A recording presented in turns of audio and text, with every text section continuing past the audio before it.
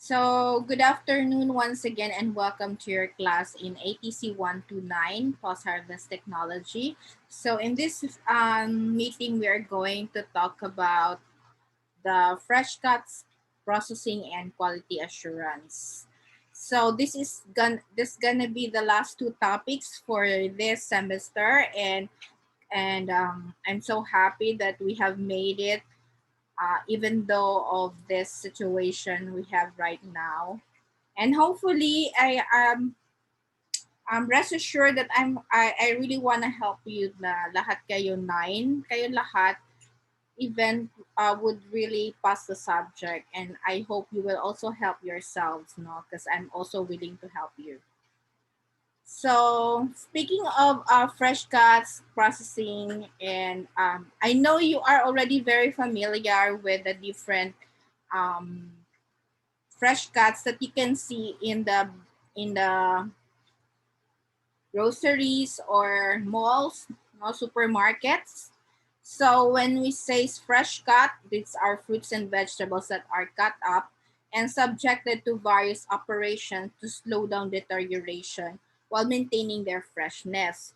Although this can still be healthy, but if you are not really sure of the ones who prepared it, especially in the kanang market lang gani nga kanang in the sa tawag ano kanang wet market na tinatawag natin.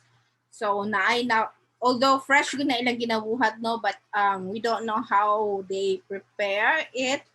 So it's kung if you still have if you still have time to really prepare it by yourself, so you better do so. If not, most of us or most of are very fond of fast food chains and including fresh cuts na no kay wala na time magluto.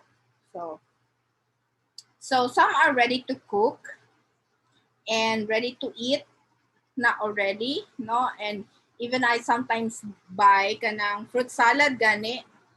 Yes, ma'am. Or nagapalit yun mo og mga fresh cuts na sa grocery or even sa wet market. Sa mo, ma'am. Like, kami yung mag-cut, ma'am. Kami yung mag-slice. Tapos ginabaligyan ninyo or for Oo, matry na ko na. Naiuban, ma'am. Ginabiligyan na mo. Ginahim mo shake. So, ikaw ba to, John? Yes, ma'am. So, kung nagabaligyan mo, saan yung ginabutang para ma-preserve? Ako lang, ma'am. Ay, wala na ako ginabiligyan, ma'am. Ginakuha na naman, ma'am. Okay. So, it's alright. Like, here in our barangay, there is also someone na nagalako man na tawag sa to nagalako og kanang mga vegetables but dili siya fresh ka talaga. So luoy pud no. So kamo naka-experience na mo anang nagabaligyan mo ba house to house or online maybe? Ma'am, wala. Wala pa. How about Jason? Mark, are you there? Pila bata pa man noon no, pero when I was college, no, I really experienced after my research, or it was actually my mother's research because my mother is also doctor of philosophy in horticulture, and she was really the one who pushed me on this in this course. But I did not really regret, and I'm very happy nga kasi being an agriculturist is also even in the wherever I come, no, but I haven't tried actually work in a production side or in the company, always in the academe. But with this profession, wherever you go, it's very overwhelming contentment because you are at the same time providing, helping, not really kung hindi man lang talaga mag-provide, but helping in the food safety, no, providing food and also preserving the natural resources or environment. So as an agriculturist, always choose the the safer way, and you don't only produce food just for the sake of money, but for also for humanity's sake. So when you do prepare this fresh cuts, just always think that yung mga the safety of your consumer.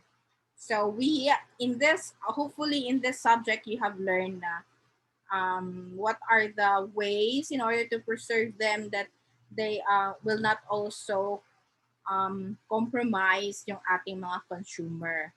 So these are used of course yung nabanggit na nga natin no for household, food service, and processors kasi meron din nag-process and Good export. afternoon, ma'am.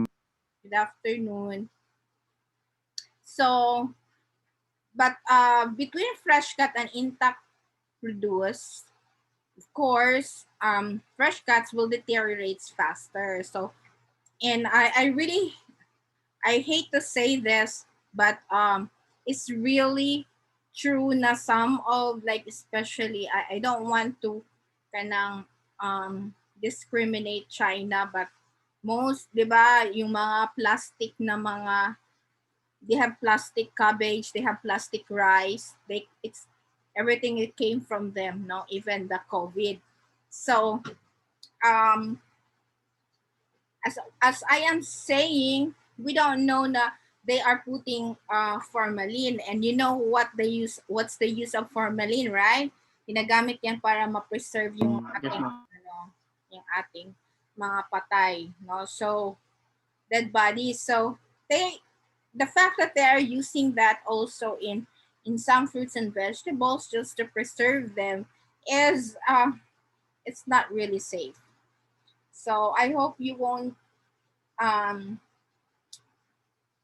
do that when you're going to involve in this in post harvest someday. So wounding or cutting will initiate physiological and biochemical changes that result in softening, browning, and of flavor. So that's the main reason why fresh cuts will of course deteriorate faster, and it's a common sense, and they become more susceptible to moisture loss and microbial attack. So accelerated respiration rate, except for bitter gourd and radish, and production of stress ethylene is involved. So there's a lot of changes that when you do the fresh cuts, there's a lot of changes that you need to deal. For example, yung development ng white blush ng carrots, di ba? Magputi-puti na siya after cutting. So weight loss due to moisture loss, stress metabolites like the isocomarine in carrots will even cause it discoloration, no? And because vitamin C is a water soluble vitamins, it also loses along the way with moisture loss. And greater microbial attack such as spoilage, madaot siya with caused by Pectobacterium, Pseudomonas, Bacillus, and Alternaria, Aspergillus, Fusarium, and Candida. Or pathogenic like typhoid, Salmonella lucis, and cholera, which are kanang risk kanang deadly na mga bacterial diseases. So in fresh cut preparation, there should be ways, no? Proper ways or good agricultural practices for that. We have first receiving of raw materials, pre-washing, raw material storage, cutting operation using peeling, coring, shelling, slicing, dicing, chopping, shredding, and I know you know all of that. Size reduction operations, yung kanyang standard sizes, sanitizing using chlorine, ozone, organic acids. And also, ito na yung sinasabi ko, na most of these fresh cuts really have treatments. And although these are applied at a minimum level or maximum level lang na na required by FDA, such as sulfites, acids, calcium chloride, edible coatings, or yung 1-MCP. So, removal of surface moisture, it's important na yung moisture hindi siya basa sa kanyang packaging kasi it will become the source ng mga microbial contamination. And packaging is very important. So sometimes we buy foods just because of the beautiful packaging. So it's one of the factor in marketing. So there are also modified atmosphere packaging system for fresh cuts. So we have the so-called overwrap, yung plastic na it's called polyvinyl chloride or PVC film or cling wrap. They are branded as cling wrap. So minsan yung ginagamit natin sa, I know if of course you have seen that in many caterings, no? Kung nag-attend mo o before nag-attend mo og mga weddings and birthdays. Sealed polymeric film packages. We also have the so-called pillow packs and rigid containers. So although there are natural preservatives like sugar when we use them in jams, jellies, marmalades, citrus peel, and juice, and also salt in a brine solution for pickles, and fermentation for wine, vinegar, and so on, like also nata de coco. So even beer is a result ng fermentation, or cheese is another result of fermentation. So too much of everything will, of course, like if you are diabetic, or if you have parents or bloodline na diabetic, so most probably you should always maintain your sugar content. And if you are high blood, then yung salt solution naman ang kalaban mo. So fermentation, even wine can even kill you, no? Too much alcohol, no? Ayan, 'di ba? Ang sa nahitabo sa kay Christine de Serra, although it's still very under debate pa or controversial pa siya. So, I actually very fond, although if I am going, because my dissertation is about pomelo, citrus fruit. So, in one of my studies which are conducted along with my student, Miss Charis, sige na apelido ni Charis, dili kumpeng ko ha. Ni basta si Charis, we made a wine, no? This is actually a pomelo, but we also made wines. Hindi pala nasali dito sa aking photos. But this is how we made the pomelo jam, no? We separate the pulp, so we mix sugar and the pulp, and we cook them using medium, of course, in the medium na under medium fire, and then we package them like this in jars. And this is also jelly. So these are the pulps for jam, and we use the juice, extracting the juice for the jelly with sugar, of course. And for wine, so ito naman is another wine na, although we also made a pomelo wine,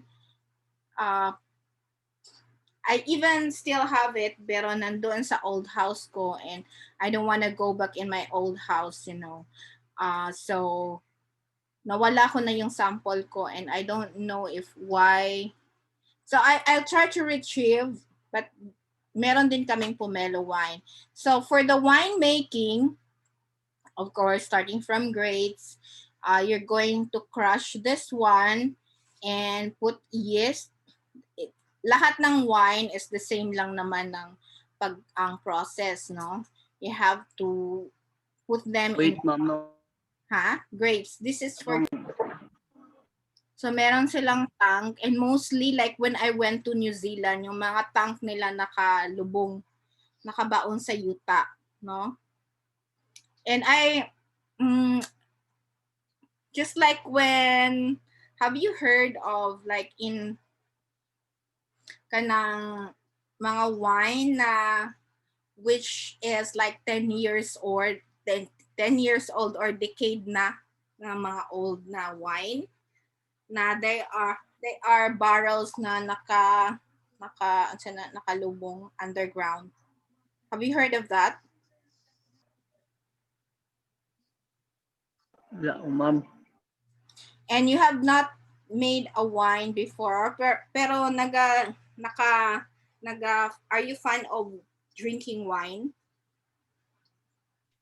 Yes, ma'am. No, ma'am. It's so expensive Charot. Grabe po ka. Pait, ma'am, pait. Maski May lang or Maria Clara.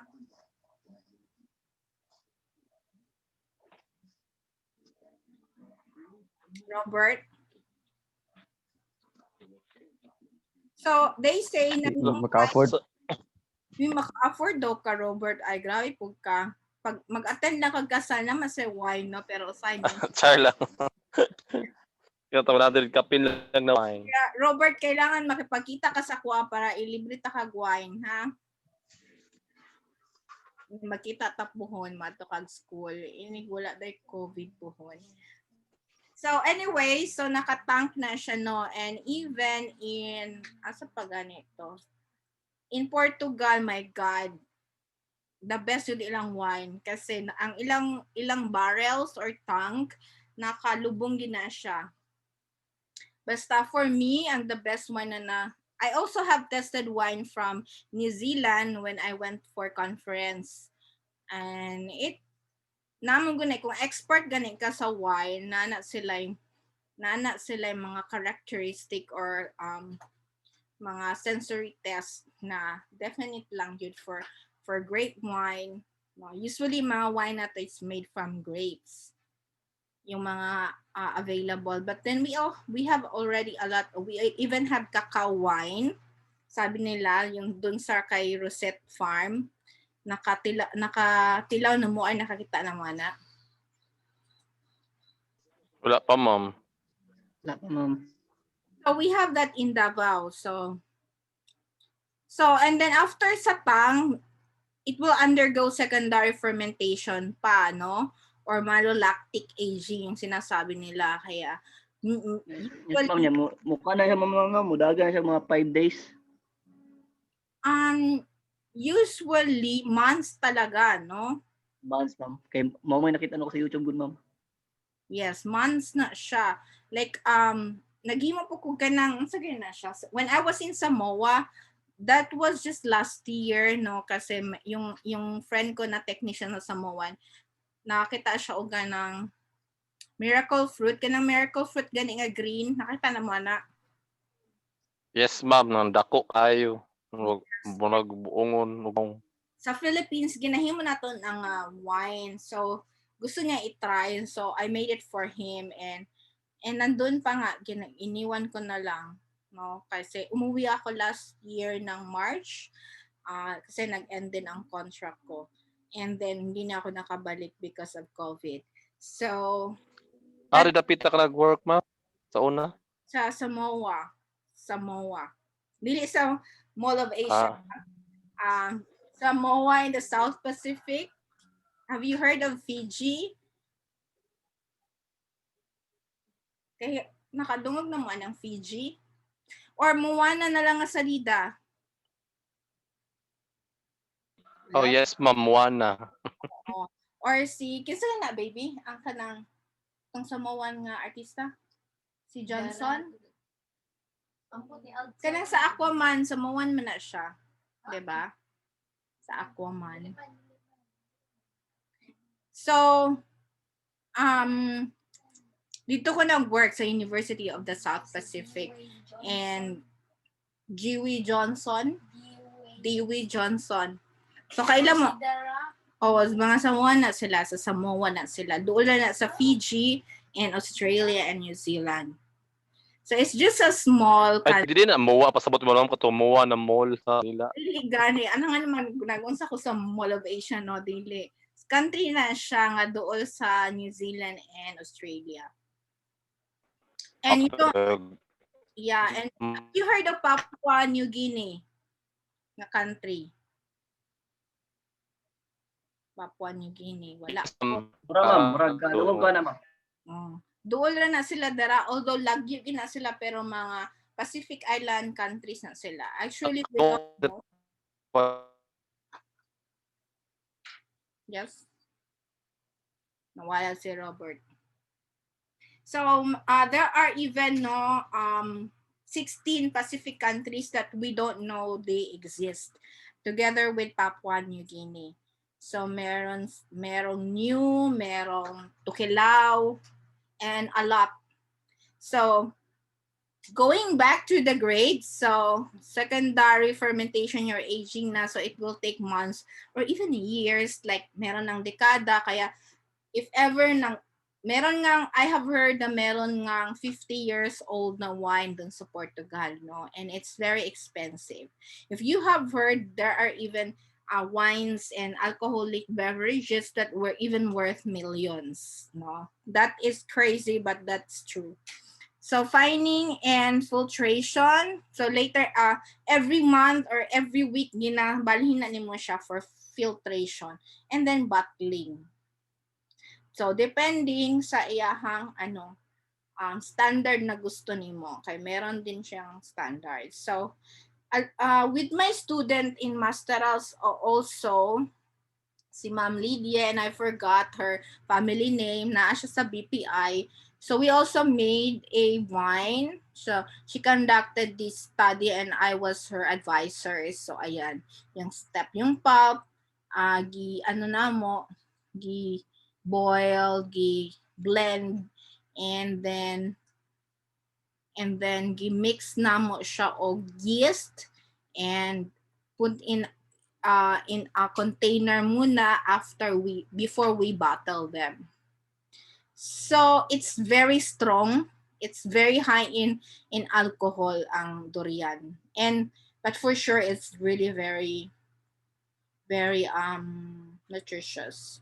So how would we assess the quality assurance of our processed products? So we have the so-called code of practice. So in food processing, meron tayong mga like kung magnakay i-produce na food, no, or food processor ka, so antonin mo sa Bureau of Foods man ata na, or BIR, or kung magpa-accredit ka, na yung mga like imuhang place you should follow standard, no? Those are what we call code of practice. Like kailangan ang kitchen, what I know is that kailangan ang kitchen is white, and kailangan po siya na siya, of course, hugasanan or drainage, and also kailangan na siya CR. And so, and good source of water. So those are just few. And we have also the so-called good agricultural practices. So, yung mga good agricultural practices, of course, unang-una yung although allowed maggamit ng mga pesticides, but kailangan last resort. Kung dili na yun makaya o kanang mechanical or manual or biological control, so you can use chemical. And we also have the GMP, or good manufacturing practices. So kailangan naka-hairnet, naka-lab gown, naka-mask,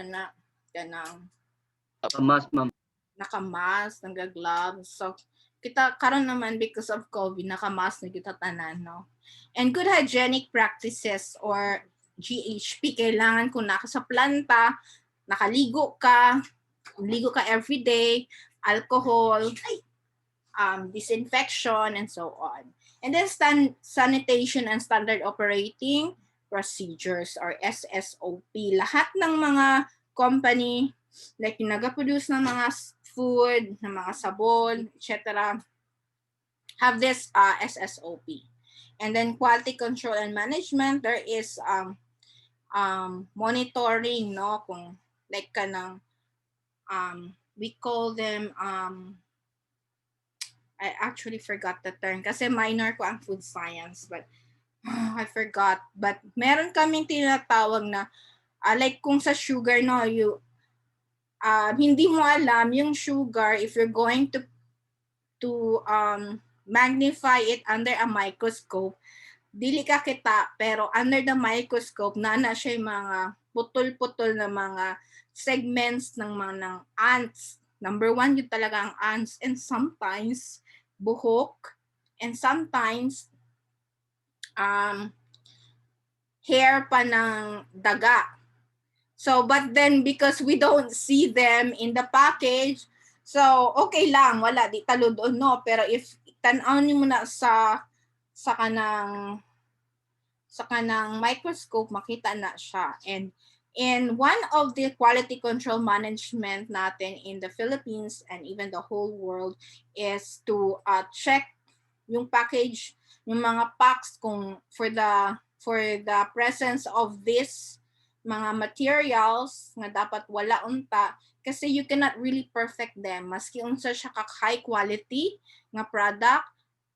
That's why they only allow like in ani nga minimum number of kanang nami term lagi ana, or kanang mura gani siya o kanang strains nga makita nimo. So I hope you understand what I am saying. So nalay minimum ana, like kailangan ang allowed lang na level is 50 to 100 amounts of strenuous materials, like that. So food safety management. So like kana ganing mga canned goods na nalumping na, that is also it's not good, kasi kung malumping na ang kanang tin cans, makaproduce na siya bacterial contamination. Chemical reaction. Avoid on kanang mga nangalumping na cans if you're going to buy in the grocery. So in the food safety management, some are like Kuha na naman, BO na siya. unsay BO? Kuan bad order, nagtrabaho ko sa supermarket sa una, once na ay deliverin, na ay luming tawag na kay BO, bad order, ibalik sa sa ana jud siya. So like kung mga seal nga broken, so dili na po siya safe. And total quality management, no? Total quality management would include kanang like even sa food meron, no? If halimbawa kung makatrabaho mo og dole, madami yan silang mga gina-reject na mga nakakanda, no? Pero gi-reject nila kaya wala sila nag-comply sa standard. So maski okay na siya kaunon, pero dili nila pwede ibaligya because like maybe nakatunga lang na deform ba siya or whatever. Then we have the HACCP, no, or the Hazard Analysis Critical Control Point. So actually, itong HACCP is just mostly ito yung mga ginatatak sa mga products na HACCP approve or kanang naga-follow sa HACCP rules. So ito yung, if you're going to Google this HACCP, ito yung actually mga guidelines lang na siya na mga unsay dapat buhaton sa planta, gikan sa planta hangtod sa production o sa kanang packaging. And of course, so you all know that halal is no pork product. This is for the our brother and sister Muslim Chinese. mga Muslim and vegetarians. So, do you have any question regarding food processing? Actually, we still have 8 minutes. And actually, kaning seed production is just seed processing pala is just a very thorough discussion of seed production. Although, meron man siguro kayong, do you have a subject in seed technology? Wala pa ko, ma'am.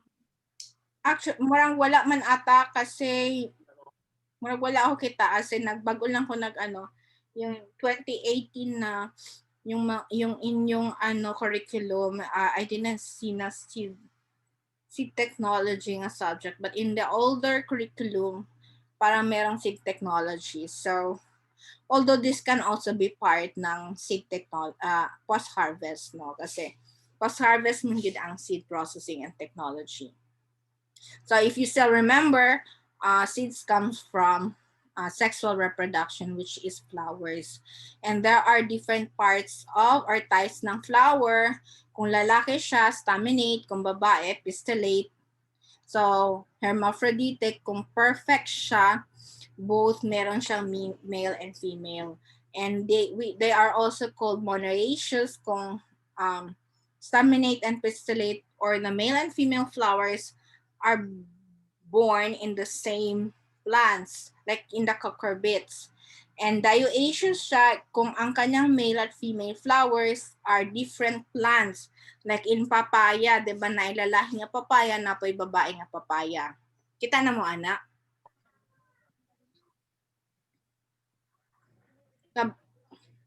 Kabalo mo kung lalaki ba ang kapayas or babae? Ma'am, Makabalo ba mo kung babae ba ang kapayas o lalaki? signal. So anyway, there are, I'm going to show in the next slide how to determine if papaya is Ay kabalo ko na, ma'am, kanang ano man ang kapayas na lalaki kay sila pamula ta good dili ma-produce ng bunga good. Yes. Ulak lang. Yes, very good. So ang kanang mamunga kay kana lang yung babae. Mga lalaki, ma'am. Ang babae mamulak silang duha, pero ang mamunga lang ang babae. So in the field, Yes man, nagataas ay ang bulak, ma'am, kanang murag kay nagataas, nagakuan ba? yes, Nagasanga-sanga na yung nami diri kapayas o. Tagas kay mga sanga din nagahagkuan lang. wala na munga. So but then they are still needed for pollination ng mga female flowers, no? And the last Ginaputol na mo, ma'am. Anyway, kung nakabunga na inyong female flower, then okay na. Because there are also papaya na na kanang sila narao. Oh my God, wala ingon pa naman na ako dari naman dari ang types ang papaya ba? Ra? Hermaphrodite ang papaya, no? Sometimes dili na self na sila mamunga ra sila ilaha, but usually in the plantation like in dole nagapabuhi gyapon sila male papaya, and then percentage ng male at saka female na papaya for pollination. And then later on during kanang harvesting, i-eradicate na po nila ang male. So, and the last type is the andromonoecious, yung perfect and staminate flowers na the same plant sila, just like in muskmelon. So, these are the typical male flower and female flower na separate sila. And tomato is a perfect flower. So, ito yung example ng monoecious. So, sa cucumber, ang kaning payat na bulak mo na siya ang male flower, and the female flower is the one that bears the fruit in cucumber. So pollination occur, and then double fertilization. And this is just to show you in tomato how after flowering, how the fruit will develop after pollination. So the seeds become in the fruit. The seeds is the one becomes of course, the planting material. So then after harvesting the seeds, Breeding methods usually naturally self-pollinated or cross-pollinated. Of course, we self-pollinated kung perfect flower siya or if ang flower is monoecious or perfect siya. Like in beans, peas, lettuce, tomatoes, and although minsan it's not really absolute kasi hindi talaga maiwasan ang cross-pollination. But definitely, there are plants that cross-pollinated lang siya dahil some maybe self-fertile sila, infertile or ano sila, ano sa ito isa ka type, male, female, saminate or ano lang sila or dioecious sila, no? So like rossifers, cabbage, cauliflower, and radish, and root crops, and sweet corn. For sweet corn, you know that etong anther, this is the male flower and in yung kanyang pistillate or the female is this husk.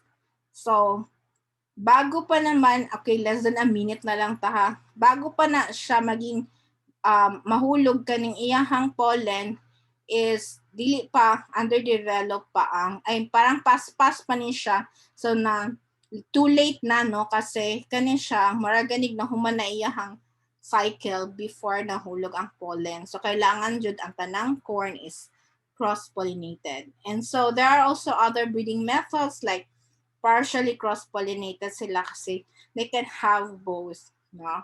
And emasculation or yung manual pollination occur in Breeding, tomatoes. ma'am. Yes, is shown here. So there are more hybrids versus open pollinated is of course more superior. And there are seed quality and characteristics which are more discussed in the next PowerPoint presentation. So you can just have a self-reading for that in answering your quizzes and also in your final exam. So seeds are also have classes. No, the first one is the breeder seed, yung paggawa talaga ng variety. Then it will go to foundation seed. May mga tags pa yan, white, red tags, then registered seed, green tags, then certified seed, blue tag. Ito na yung certified seed, yung mga available in the agri store. Yun na yung mga certified seeds.